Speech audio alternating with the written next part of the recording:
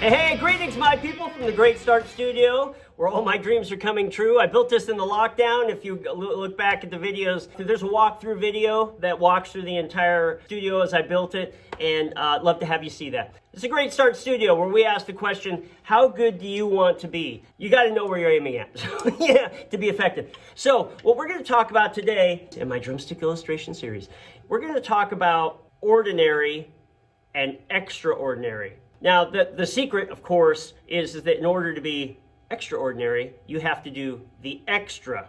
I know, revolutionary, right? You have to do the extra. Everything sounds great on paper, but if you get down to get past, people talking, I love the quote that says, talk is cheap because supply exceeds demand, right? This is the interwebs. It's full of talk. And so everybody seems to know the right answer about how to do something, but they are not doing anything. And you want to be a do person. I have to earn everything. Even before I was able to make this video, I had to earn it by working out something in volume 7. It's basically average. Average draws to average. That's ordinary. So I just see like a sea of faces. They're all just gray, faceless army of people. They're nondescript. There's nothing detailed about them. There's nothing that rises anybody a uniqueness ahead of anybody else. If extraordinary is the hero, then ordinary is the anti-hero.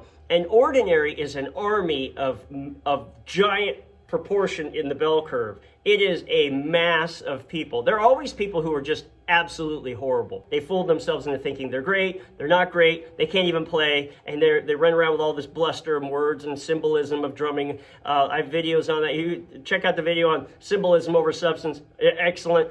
Talking about this thing where people surround themselves with the symbolism and not the substance of actually working through this stuff. There's always a percentage of that, 5-7% or something, of everybody who seems to talk like they're drummers and they're nothing. And you just go, what are you doing? You haven't even gotten into the game. You haven't even built a car to get in the race yet. Kind of set those people aside. There are a lot of people who are drummers who are just average drummers. Now, some of them accept that's what they're aiming at. They are aiming at average. They're just happy doing it casually on the side. That's never been me. I don't know how to talk basically without the extra part because I'm so kind of obsessed. I love the quote that says, we don't know who we are until we see what we can do. And every day that I see that I can do something new, I discover it's like a whole new me. Basically, when you have average, ordinary, and extraordinary, you have to do the extra.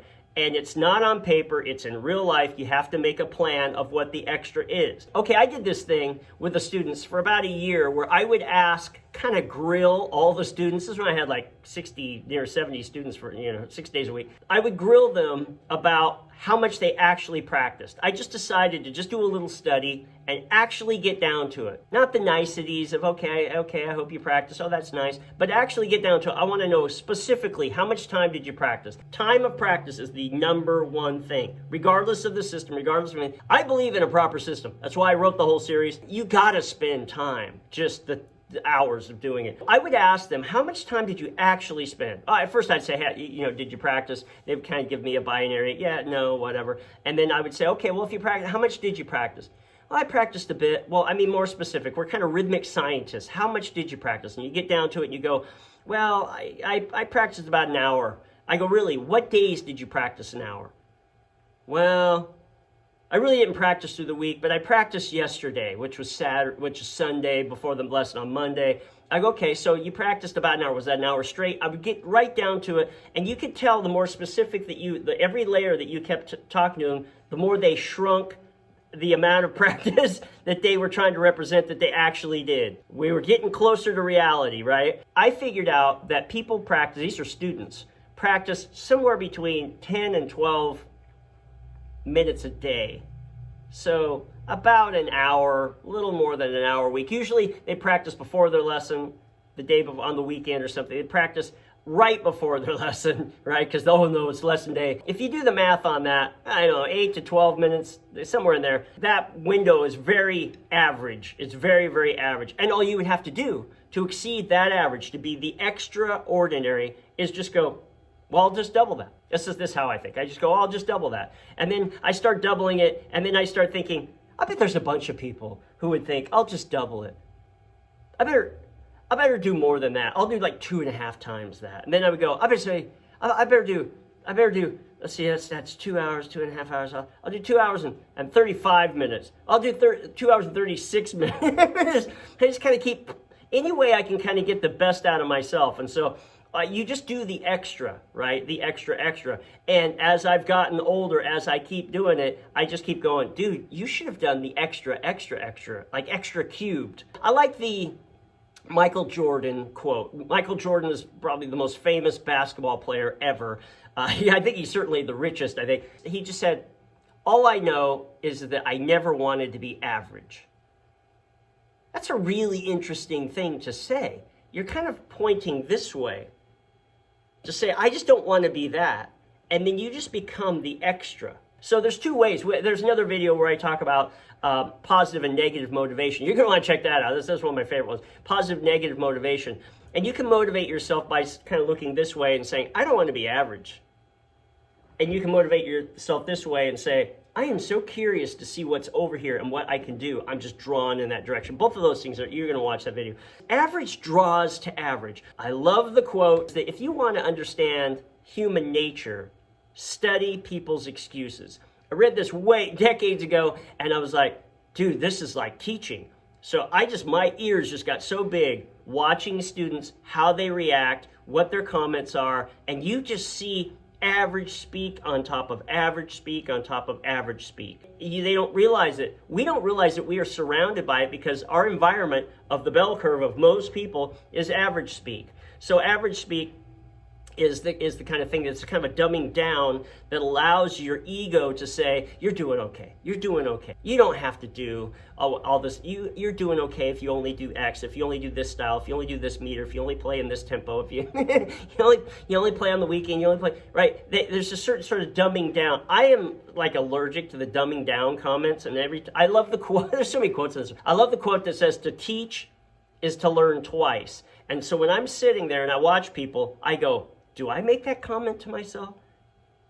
I bet I do. I bet I go through that same exact thing, and then I look for it, and then I try to get it out of my life so I can try to get to the extra part of ordinary, the extraordinary thing. Extraordinary is a very small group of people. I'm going to do a video on the 1,000 drummer rule, which is a thing that I kind of talk about in my mind that I go through. Like I just had a student who's dealing with multi-voicing. Both hands are voicing, not just one hand voicing, multi-voicing, but both hands are multi-voicing, and it makes you think in a completely different way. It's very, very uncomfortable at first. That thing is like a whole new gate. It's a whole new step that weeds out a pile of average people. They will not work it out. All these different mechanical phrases that come up where you have a 3-note and a 3-note and they're layered together. They're layered, right? Different 3 notes. These problems are like gates that people will not face. They don't know how to face them. They don't have a system for facing them. It's not like in the series where you get to write in your own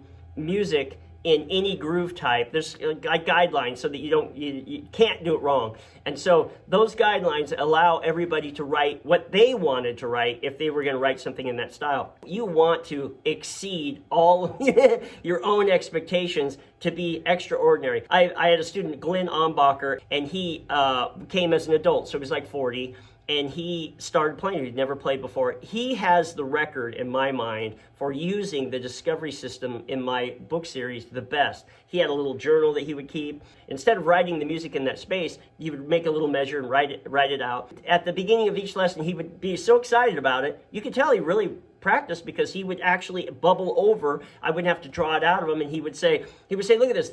I was working on this thing, and I wrote out this one. I didn't like it. I wrote out another one, but I like this part, and so I drew this part down here, and then I went, well, how can I make this better? And I did this. I didn't like this part. I had these 2 parts. And I went, these 2 parts work really great. And then I wrote out a bunch of variations of that, but this is my favorite variation. He used that the absolute best. This is what those things are for, so you can discover your own sound, the discovery system. I would have given anything for somebody to help me do that. So what he did is he exceeded all of the average part that everybody does, which is just, what do you want me to do, Larry? And they just kind of write something. They're not even thinking about it. They're not even practicing it. They write it at their lesson. They haven't even worked on it. You want to write it at the beginning of the week, right after your lesson, so you have the whole week to keep reassociating it and going, well, how about if I try this? What if I do this? I always say, ask the what if question.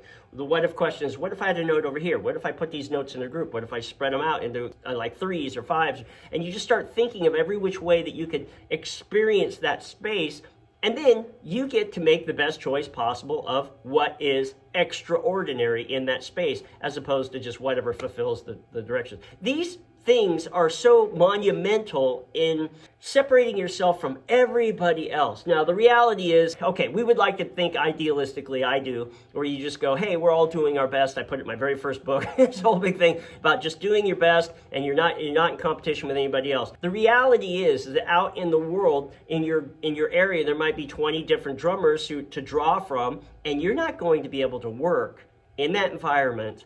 Nobody's going to ask you to play unless you are better than they are, more available than they are, have a better attitude than they do, have better gear than they do, have worked on their material deeper than the other. You just over exceed expectations. This is a reality of kind of the marketplace. We have to carry both of those systems to be effective. One of the systems I use to help me move forward is to just go, well, how many drummers are facing this problem? If they're a handful, let's say it's 100, and then how many are actually going to do it? To do the extra work. And then how many are going to do the extra work of doing it, not just defining it and creating it, but actually working it out? How many are going to do the extra work of adding ornaments into that groove? Hi-hat openings, steppings, accents, what have you. And then how many are going to integrate that in with all of the rest of the regular playing? These are all things that separate extraordinary from ordinary. Get this in your mind, average draws to average. There's always a dumbing down that our egos do to make us feel better. Just get rid of that. We want to be uncomfortable all the time to learn. It's like Virgil Donati was saying at a clinic, practice is hard. Practice is work. Practice is not fun. If you're having fun when you're practicing, you're not really practicing. Playing is fun. Practice is work. You do the work over here so you have the freedom over here. If you want to be safe and just play the same kind of beat for your whole life, like what we call beat number 1, and you're playing, and I've seen people in bands where every version is a version of beat number 1. Well, I suppose if you made a real choice and you said, this is my favorite thing of everything and this is all I want to do. Okay, well, I guess. I'm not that person. I'm not that person. I'm the person who wants to be comfortable in the full spectrum of all the divisions and all the meter types, and that's what the series does. You want to be this kind of person that is the complete buffet, so that if you go, yeah, I just kind of feel like a salad right now, then you can go over there and eat a salad. And you go, no, I want the shrimp steak meal with chicken on the side and barbecue ribs. You just go, I want to pile in over here. I want dessert. I feel like dessert today. You want the full spectrum of being, I talk about this a lot. Full spectrum, right? The full spectrum. And so this full spectrum is that you pass through the beginning stages of not knowing what you're doing. You pass through all of the average speak. And then you get over here where you can actually start seeing the extraordinary. You're just drawn right through that barren land of average, and then you get up into the mountains where you can really, really make a change. I love making these. If any of this stuff is speaking to you, then you are my people. I am on the search for my people, the people who like to innovate, the people who like to stretch, the people who like to grow, the people who like details, the people who are willing and kind of comfortable being uncomfortable in the idea that that's how you learn. Then you are my people. Then go in there and subscribe, click a like or something, and then check out the series. It's on Amazon, the series. It's all out there. And I just made a bunch of videos that walk down every book with examples. So that's super great. I've been waiting to do that forever. That's why I built the building. So anyway, I'm trying to make these short. Let me get to it. So from the Great Start Studio, I'm back at it.